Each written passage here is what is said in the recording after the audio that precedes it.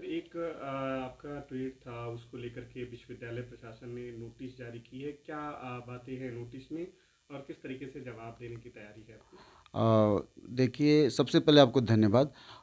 Tweet के आधार पे university ने मुझे कल एक नोटिस दिया है। नोटिस में ये कहा गया है कि आप हिंदू देवी देवताओं को लेकर के टीका टिप्पणी करते हैं, उसका स्पष्टीकरण आप 7 दिनों के अंदर दीजिए। मैं ट्वीट को लेकर जवाब देने की तैयारी कर रहा हूँ। लेकिन मैं आपसे ये बात कहना चाहता हूँ कि मैंने जो ट्वीट किया था, वो किसी हिंदू देवी देवताओं का अपमान करने के लिए नहीं किया था, और न मेरा न कोई मकसद है कि मैं किसी का अपमान करूं। यह ट्वीट मैंने केवल के सिर्फ़ और केवल एक तार्किकता को, वैज्ञानिकता को बढ़ावा देने के लिए मैंने किया था, और मैं आज भी इस बात पे कायम हूँ कि हमारे देश में सभी तरह की जो धर्म में आडंबर हैं, रूढ़ियाँ हैं, उस पे बहस होनी चाहिए, खुली बहस होनी चाहिए।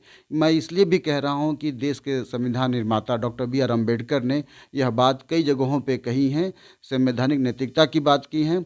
और जो अभी जो विवाद बढ़ा है, वो बात मैंने डॉक्टर बी आर अम्बेडकर की पुस्तक है रिडल्स ऑफ हिंदुइज्म, हिंदू धर्म की पहेली, और उस पहेली में एक चैप्टर है जिसका नाम है riddles of Rama and Krishna. उस रामा और कृष्णा पे यह बात मैंने कही थी।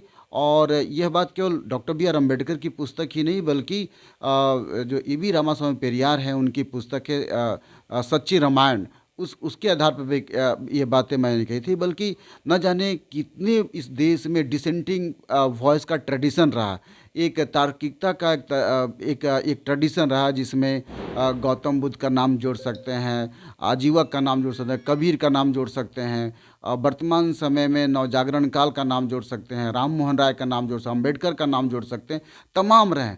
मेरा सवाल है, क्या ऐसे तार्किकता को मार देना चाहिए? क्या हिंदू धर्म के अंदर जो चारवाक की परंपरा है उसको समाप्त कर देना चाहिए? अगर आप यूनिवर्सिटी की परंपरा को देखें, तो मैं मानता हूं कि यूनिवर्सिटी का मतलब ही होता है कि नए आइडियाज़ का बढ़ावा देना।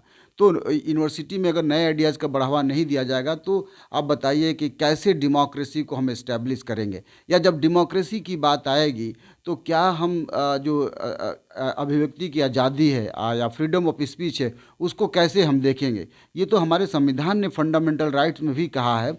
बस मसलन ये मैं कहना चाहता हूँ कि आज अगर ये बात आई है, तो ये इसलिए आई है क्योंकि ये डेमोक्रेसी है। अगर डेमोक्रेसी नहीं होती, तो हम लोग कोई ना आप मेरा इंटरव्यू कर पाते, ना मैं एक दलित होने के नाते मैं इंटरव्यू दे पाता।